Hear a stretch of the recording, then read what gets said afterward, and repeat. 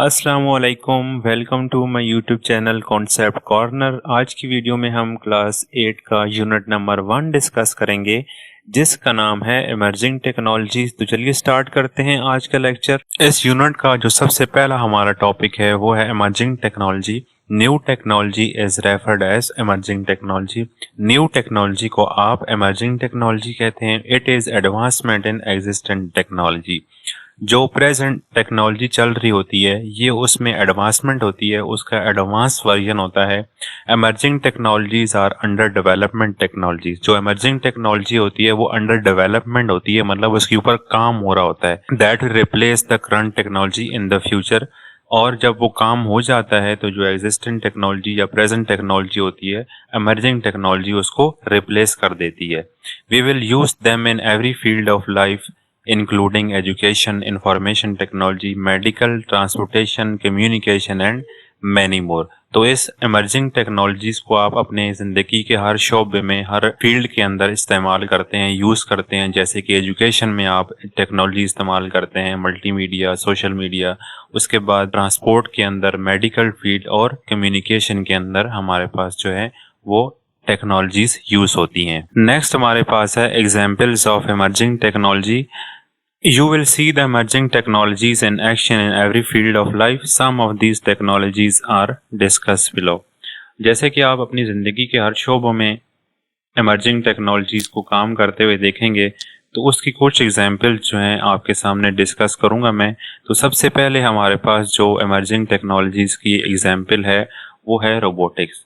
The branch of engineering that is used to manufacture intelligent machines to assist human in different task is called robotics. Engineering की वो branch जो इंसान को मुख्तलिफ कामों में मदद करने के लिए, हेल्प करने के लिए, इंटेलिजेंट मशीन बनाने के लिए इस्तेमाल होती है, उसे रोबोटिक्स कहते हैं। These intelligent machines are called robot, और इन मशीन्स को आप रोबोट्स कहते हैं। They have a wide range of uses in almost all areas of life. These intelligent machines interact with their surrounding and can take a variety of action। जिंदगी के तकरीबन तमाम शोबों में इनका इस्तेमाल की एक वसी रेंज है। ये इंटेलिजेंट मशीन्स अपने इर्द गिर्द के माहौल के साथ तामुल, इंटरेक्ट करती हैं और तरह तरह के काम कर सकती हैं। ये मशीन इंसानी मुदाखलत के बगैर ना सिर्फ मुख्तलिफ काम सर अंजाम दे सकती हैं, बल्कि ये इंसानों को अपने काम को ज़्यादा मौसर तरीके से अंजाम देने में भी मदद करती हैं। The next example of emerging technology is artificial intelligence. Artificial intelligence is a branch of computer science that deals with building smart machines capable of performing tasks intelligently। Artificial intelligence computer science की वो branch है जिनमें आप ऐसी machines बनाते हैं जो कि अपने ही इंटेलिजेंस को, अपनी जहानत को यूज़ करके वो डिफरेंट टास्क परफॉर्म करती हैं। These artificially intelligent machines are intelligent enough to learn from their own experiences just like how human. और ये जो मशीन्स होती हैं आर्टिफिशियल इंटेलिजेंस, ये क्या करती हैं कि अपने ही नॉलेज से, अपने ही एक्सपीरियंस काम करने की सलाहियत रखती हैं। जैसे एक इंसान है, वो एक काम करता है, नेक्स्ट टाइम जब वही काम करता है तो उसको एक्सपीरियंस हो जाता है और वो उसको अच्छे तरीके से काम करना जो है सीख जाता है पहले से ज़्यादा। तो जैसे जैसे इंसान एक काम करता है उसको और एक्सपीरियंस होता जाता है, अपने काम में महारत हासिल कर लेता है। उसी तरह आर्टिफिशियल इंटेलिजेंस जो है ये भी अपने एक्सपीरियंस से डिफरेंट टास्क परफॉर्म करती है। The next example is self driving car. A self driving car is also known as autonomous vehicle, driverless car और robotic car. Self driving car को आप ऑटोनोमस व्हीकल भी कहते हैं, ड्राइवरलेस कार और robotic car भी कहते हैं। Self driving car uses a variety of sensor such as thermographic cameras, radar, GPS and inertial measurement unit to observe their surrounding and identify appropriate navigation path। ठीक है, self driving car के अंदर जो है ऐसी टेक्नोलॉजी यूज होती है जिसमें कैमरास, रडार, जीपीएस और बहुत सारे इस तरह के जो है सेंसर लगे होते हैं जो कि उस कार को अपने सराउंडिंग के बारे में पूरी इंफॉर्मेशन दे रहे होते हैं कि कौन सी गाड़ी कहाँ से आ रही है, आगे क्या पड़ा हुआ है, पीछे क्या पड़ा हुआ है। तो इस तरीके से ड्राइवरलेस कार जो है अपने रडार, जीपीएस और सेंसर को यूज करके ड्राइव होती है। These car do not need a driver. तो ये जो ऑटोनॉमस व्हीकल होती हैं या रोबोटिक कार होती हैं हैं, इनको ड्राइवर्स की जरूरत नहीं पड़ती है। An example of self driving automobile is Google's Waymo experiment it almost totally end. और जो सेल्फ ड्राइविंग कार की एग्जांपल जैसे गूगल वायमो है ना, ठीक है। उसके अलावा भी बहुत सारे हमारे पास ड्राइवरलेस कार्स होती हैं जो बाहर की कंट्रीज होती हैं, जो डेवलप कंट्रीज होती हैं, वहां पर जो पुलिस होती है उनकी कार जो होती है वो ड्राइवरलेस कार होती है। The next example of emerging technology is 3D imaging. 3D imaging is a technique for giving depth to an image.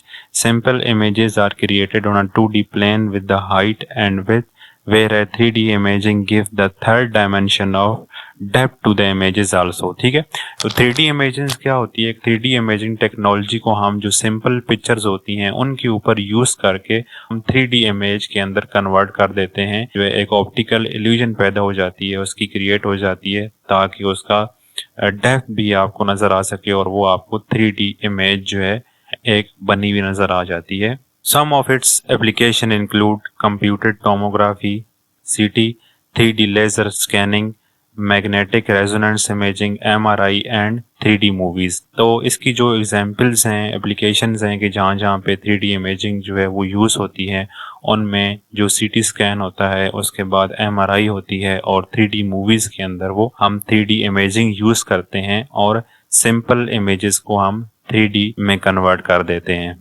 The next example is holographic imaging. A 3D hologram is a 3D projection of a 3D recorded image that matches almost exactly with the original object. You do not need to use 3D glasses to see this image. 3D hologram एक 3D recorded image का projection होता है जो कि exactly उस object की तरह दिखता है जिसकी इमेज आपने रिकॉर्ड की हो। इस 3D होलोग्राफिक इमेज को देखने के लिए आपको 3D ग्लासेस की जरूरत नहीं पड़ती। 3D holographic images is commonly used in meeting, exhibition, education, military mapping, medical art, product presentation, museum and many more. तो ये कुछ जो है इसके यूजेस हैं कि जहाँ जहाँ पे होलोग्राफिक इमेजेस जो हैं वो यूज होती हैं, कि फॉर एग्जांपल मीटिंग्स के अंदर, एग्जीबिशन के अंदर, अगर कोई प्रोडक्ट है उसकी प्रेजेंटेशन के लिए, और मिलिट्री मैपिंग के अंदर जो है इस तरह की 3D होलोग्राफिक इमेजिंग का यूज होता है।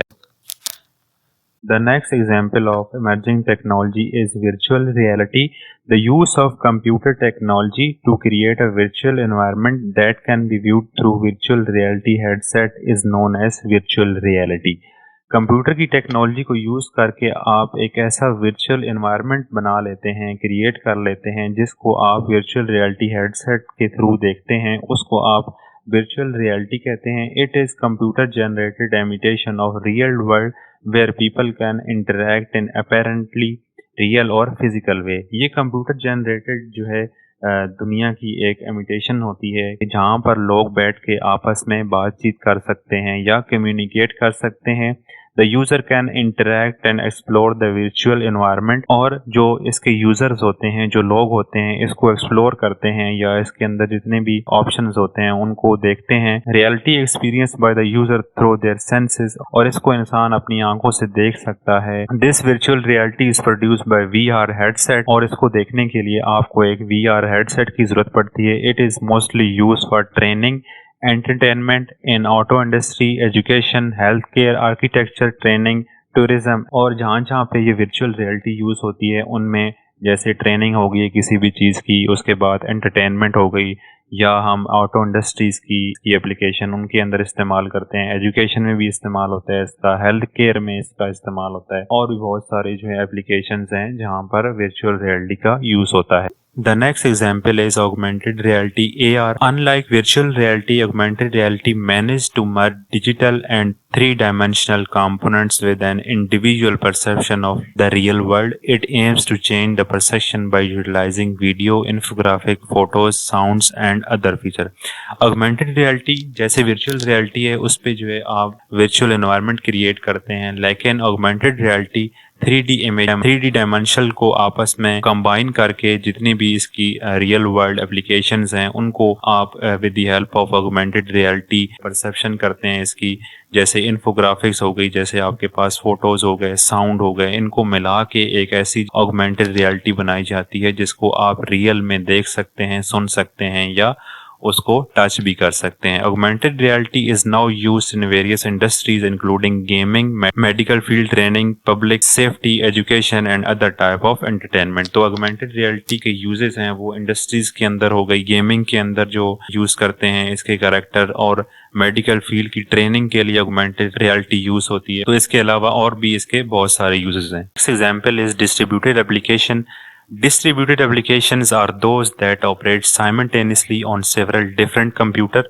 डिस्ट्रीब्यूटेड एप्लीकेशंस वो होती हैं जो एक ही टाइम पर बहुत सारे कंप्यूटर्स के ऊपर चल रही होती हैं या रन हो रही होती हैं। These system operate on the network and communicate with each other to complete a specific task. ये डिस्ट्रीब्यूटेड एप्लीकेशन एक नेटवर्क के ऊपर काम कर रही होती हैं। फॉर एग्जांपल, एक नेटवर्क के अंदर जितने भी कंप्यूटर हैं, आप उस एप्लीकेशन को सब में डिस्ट्रीब्यूट कर दोगे और वो कंप्यूटर आपस में कम्युनिकेट करके डिस्ट्रीब्यूटेड एप्लीकेशन को यूज करके कोई भी काम जो है उसको परफॉर्म करेंगे। The internet is very famous example of distributed application, और जो हमारा इंटरनेट है वो इसकी बेस्ट एग्जाम्पल है डिस्ट्रीब्यूटेड एप्लीकेशन की।